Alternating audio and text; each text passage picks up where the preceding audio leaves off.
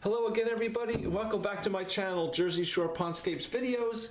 Today we are looking at custom pond design build number 1, video number 2. Okay, so this is the second video in this series.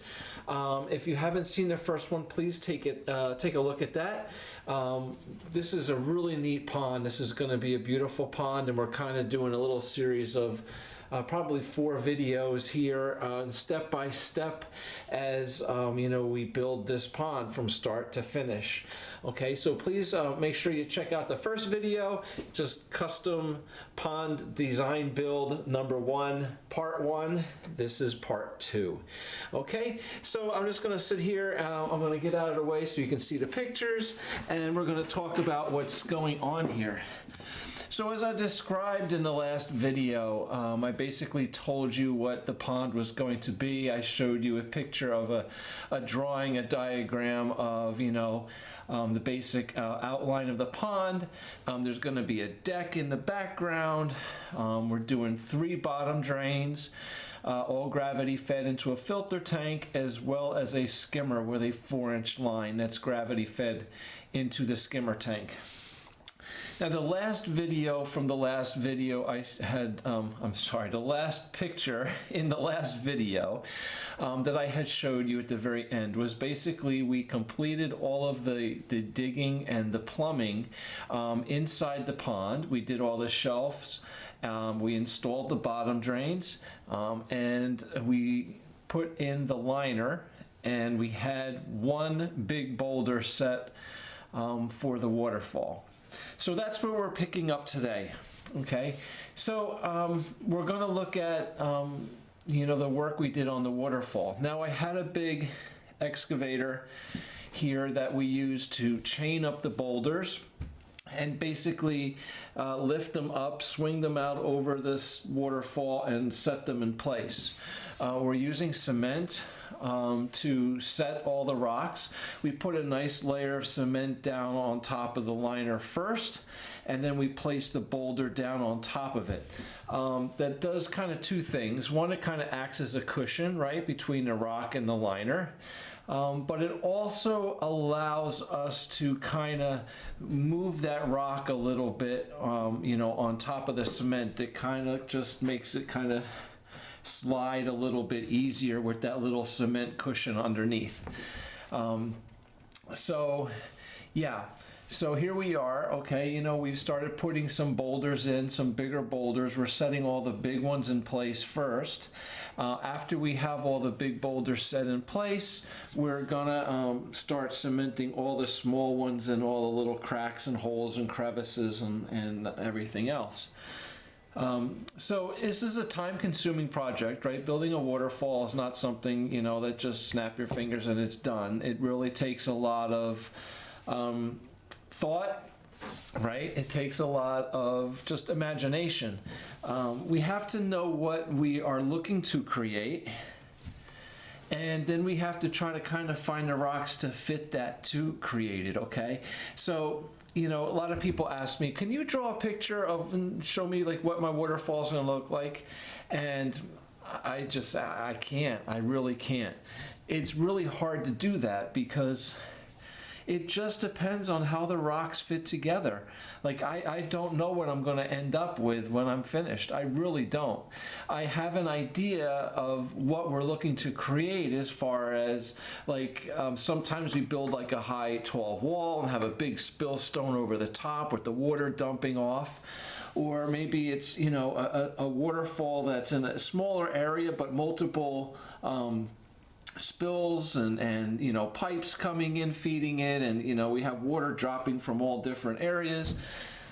This pond, the client wanted the waterfall to be low but a little recessed back, so that the water drops from the back, it comes down, it flows over, just a couple little drops, just small, just kind of subtle. A lot of water flow, but not big crashing, loud noise, high, you know, tall waterfall.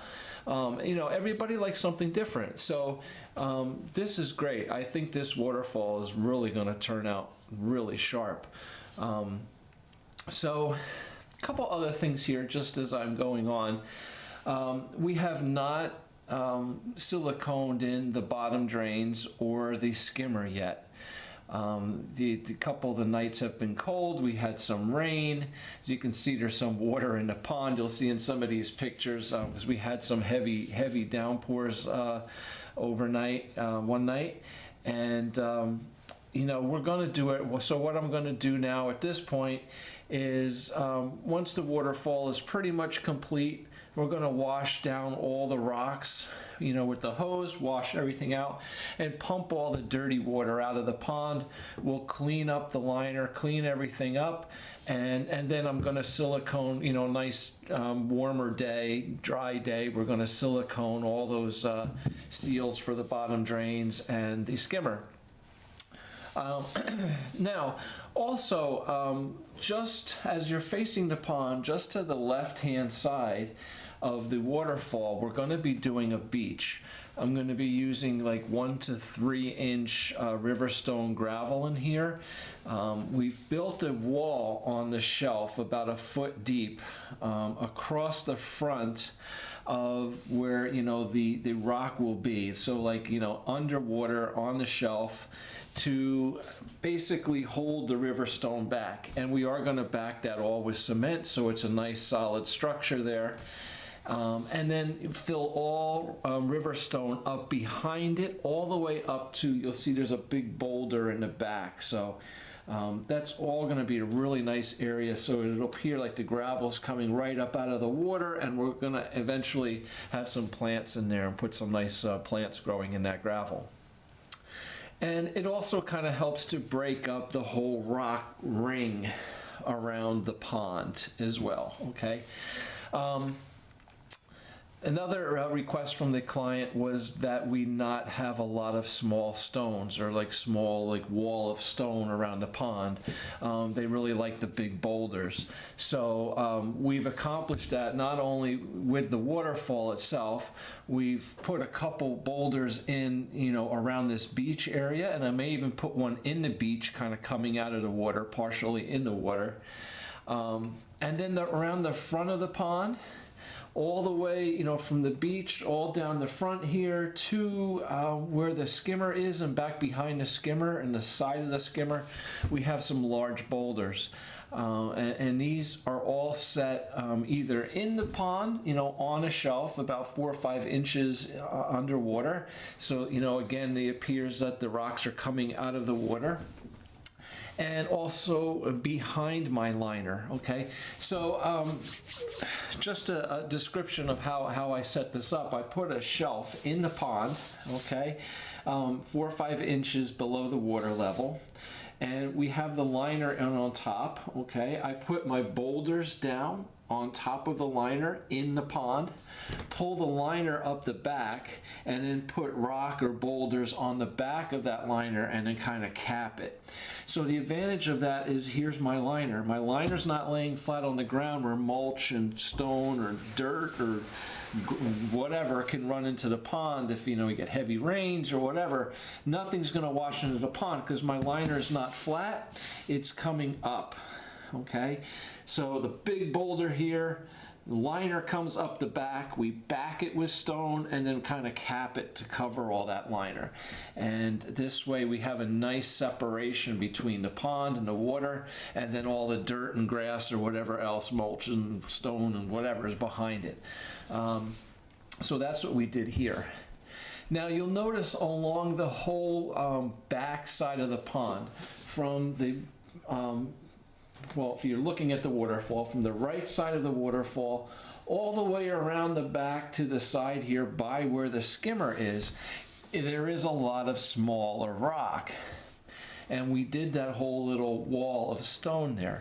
Now, the client doesn't want to see all that small little rock and stone, and that's not going to be a problem because we're actually going to be building a deck that's going to overhang the pond in most of those areas. There's a couple areas where it's going to come out, but we did use all that small flat stacking stone under the deck there because I can't build a deck with big round boulders.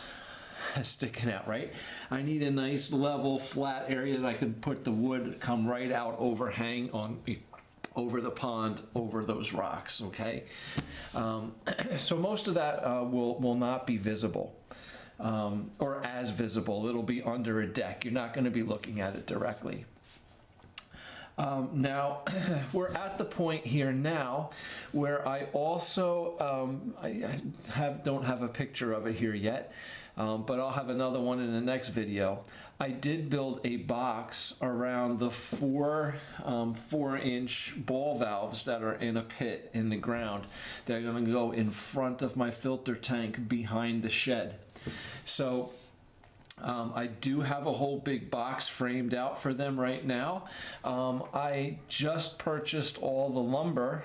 As you can see in some of these pictures, all these lumber, and there's a bunch of cement blocks here that we're going to use now to start setting and framing out the deck.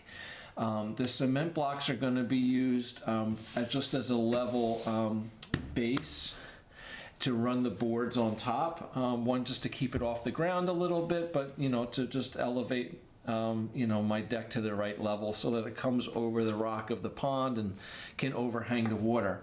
So they're just going to be set as a nice base. The deck is going to be made mostly out of 2x6s, all pressure treated lumber, and we're going to be doing a composite decking on top, probably like a Trex decking on top in like a dark brown color. So that'll all be in the next video. We're going to start framing that all out now, as well as framing out the filter tank, okay, out of plywood and wood studs for that. And we're going to do a monolithic pour of cement for the bottom, the base first. I have a 4x6 base in the bottom of the hole. We're going to frame out and pour with concrete. And then once that's set, then we're going to do our frame on top, where we're going to pour the concrete down at about a 4 or 5 inches thick wall all around this filter tank. So that'll all be part of the next video. This project's really coming along nice. I definitely can envision what this is going to look like, and I'm pretty excited about it. So I hope you enjoyed looking at these pictures, and the next step in this little video series of how to construct and build a custom pond. And I look forward to showing you the next video and see the deck and probably the construction of the filter tanks. All right. So thanks for checking it out.